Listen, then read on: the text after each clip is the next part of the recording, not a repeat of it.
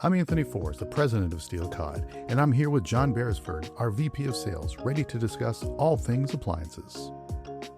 All right, John, this is a versus episode, and we are comparing the Maytag Pet Pro versus the Samsung Pet Care washers. Of course, the question is, you see Pet Care is in the name for both of them, is which one's actually removing pet hair, which one's doing a better job removing pet care. So they both say that they're going to do it. Who's doing it better? So I would say right off the top, they're not solving the same problem. Okay. And I know that a lot gets made in the marketing and all that kind of stuff, but I would say that if you don't understand that part, then everything else after the fact in terms of your pitch and how you're presenting this is going to get misread. Um, you know, this isn't so much a washer conversation. It's really more of a physics problem than anything else, right? I mean, hair is attached to fabric, right? You're putting it into a moving water system. So the only thing that matters here is what happens to that hair from the moment that the cycle starts to the moment that you're pulling your clothes out, right? And if you don't walk that all the way through, then what's going to end up happening, which is what's happening out there, is that you end up giving credit to a lot of systems that are out there that never actually finish the job that they were intended to do. So I think this is a pretty important discussion. I would say so because, based on the title of the product, it feels like this is an apples to apples comparison. And what you're saying is that it's truly not. So it seems like a pretty easy comparison. How are we getting this wrong? Yeah, I think that it looks easy because people define, the problem wrong. They think the problem is there's hair on my clothes, right?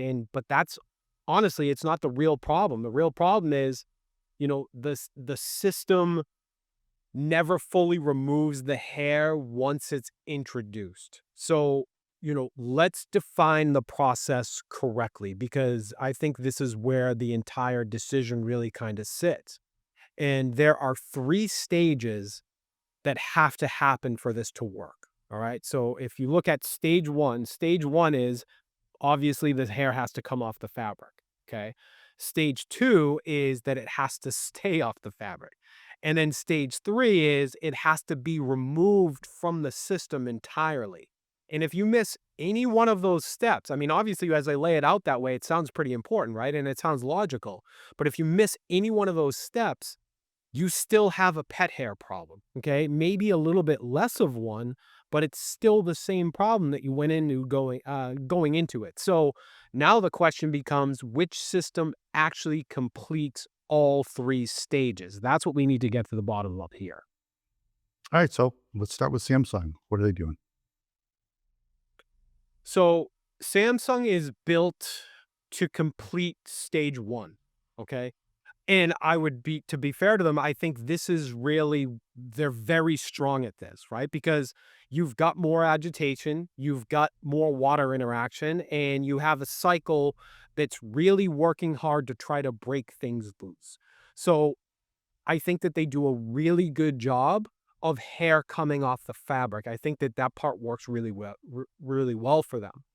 When we move on to stage 2, I think this is really where that system kind of starts to break down for them because once the hair comes off, it's now floating inside this closed system, right? Where water is circulating and clothes are tumbling and everything is consistently kind of making contact. So the hair doesn't disappear, it just more redistributes at that point. And, I think that's the part that gets lost in all of this is even redistribution can kind of feel like an improvement because now instead of one item being covered, you've kind of spread it out, over the entirety of the load, but it doesn't remove it, right? You've just kind of moved it around a little bit.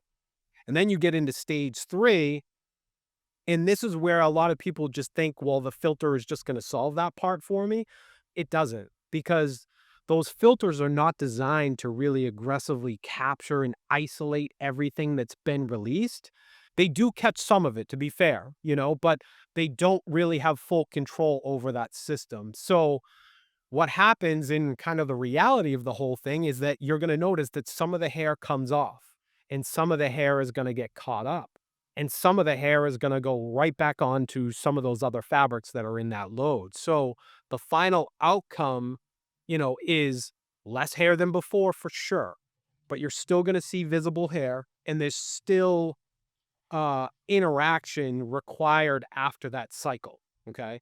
And that's really, I would say, is the ceiling of the system that Samsung's offering here. It's not poorly designed, okay, but it was never really built to complete all three of those really important stages that we talked about earlier.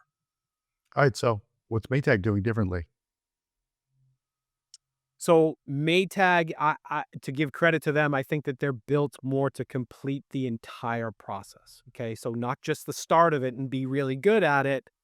So if we run through the same three stages that we talked about before, stage one, they do a pretty good job at breaking the hair loose. In fact, I would say that Samsung probably might even do a little bit of a better job when it comes to strictly stage one. But the Maytag does do a good job at breaking the hair loose. The agitation, rinse behavior, all that stuff. That part, like we talked about, exists in both systems, and I would actually give the edge to Samsung probably in there. I think that they do a really good job with their agitation and rinse behavior.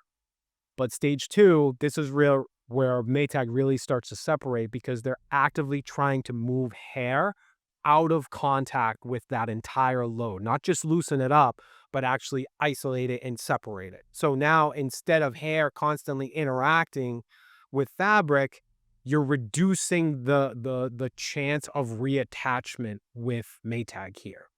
And then stage three, I think this is where really the cleanest decision can kind of be made on this one, because now the system is designed to capture and hold that hair in a dedicated filter, which means once it leaves the fabric, it doesn't get really another chance to come back into the fold. And I think that's the true difference here. Not that it loosens it any more or less or anything like that, but it controls much better and much more effectively what happens after it loosens it up. Because once the hair is out, if you don't trap it, you didn't really solve anything. You really just kind of delayed it more than anything else. So let's talk about we like to talk about ownership experience, especially when the appliances get home and the customers using the appliances. Is how what differences would the customer feel? I think that you'll notice it immediately at the end of the cycle if you had these two things side by side, and really, that's the only place that matters if you think about it. With Samsung, you're either gonna open the lid or the door, and the clothes are gonna look super clean, but you're still gonna see some hair spread out, right? You're still gonna have to pick at it, you're still gonna have to deal with it in some semblance, not nearly as much or as aggressively as you dealt with before, so it is going to be helpful, but it's not going to truly eliminate it the way that you thought that it would. Maytag, you open the lid and there's visibly less hair sitting on the fabric, almost none.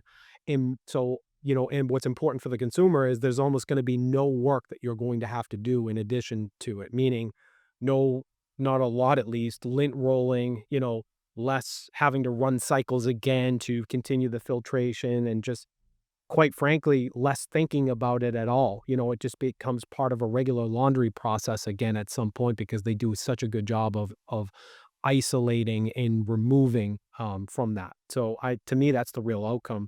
It's not really what the machine did; it's what the customer doesn't have to do anymore as a result of what the machine did. So in that last statement, you use some really special language and some really careful language around there without Yeah. stating any absolutes. And of course, the customer, they would Yeah. love to have an absolute that I'm going to have no head hair on my clothes as a result of these cycles. Whatever product you buy, if it says it is. And this is where the salespeople need to be really careful. You're not Yeah. underselling it and not overselling it. Where's the middle, or how are salespeople possibly getting the expectation part of this wrong? Yeah, and it's a really good call out because number one is the manufacturers aren't helping you with the way that they position these things, right? So they're built to, and all the marketing around it is built to expect elimination, right? And that's just unrealistic. I mean, we both have pets. We know what that's like. Hair gets embedded in really deep into these fibers, right? It wraps through materials. It holds with static even, right? So you are never going to pull 100% hair out in a single cycle. There isn't a system on the planet that would be capable, at least at this point, to be able to do that. So if the expectation going in is perfectly clean, zero hair, they'll say that the system failed, and I believe these manufacturers set their own systems up for failure by alluding to that. So, that's really not the correct benchmark. So you want to stop that right in its tracks. I think the correct benchmark really is, did the system reduce the problem enough that I really have to stop fighting it every time I do laundry? And if that's your realistic approach, and if that's the benchmark, I would say that Maytag hits that phenomenally well.